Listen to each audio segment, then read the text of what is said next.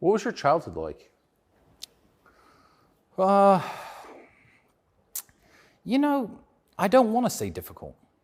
I don't want to say difficult because me and my brother were always a team and we always lifted each other up in difficult situations. And now that I look back on things, when we first moved to England, we lived in a homeless shelter for 3 years with a bunch of other families. We had one single room, my mother, my sister, my brother, and me.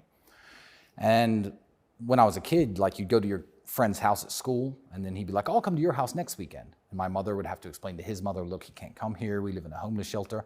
But it never really hurt me at the time. I didn't feel like I was hard done by the world. I didn't feel like a victim. I didn't have this victim mentality because my father wouldn't allow me to think that way. So I can say it was difficult in retrospect compared to how my kids are going to be raised. They're going to have a much easier life than I had. But I didn't have a difficult time dealing with it when I was going through it. So I'd say my childhood was excellent because I had a mother who made sure we had 3 meals a day, a mother who had my clothes washed and ironed and repaired. If a button fell off, she could fix it.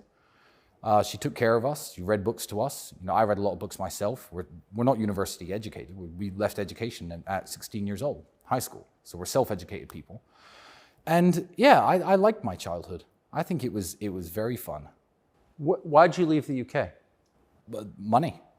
My father got essentially screwed over by the VA, a story that I won't tell here.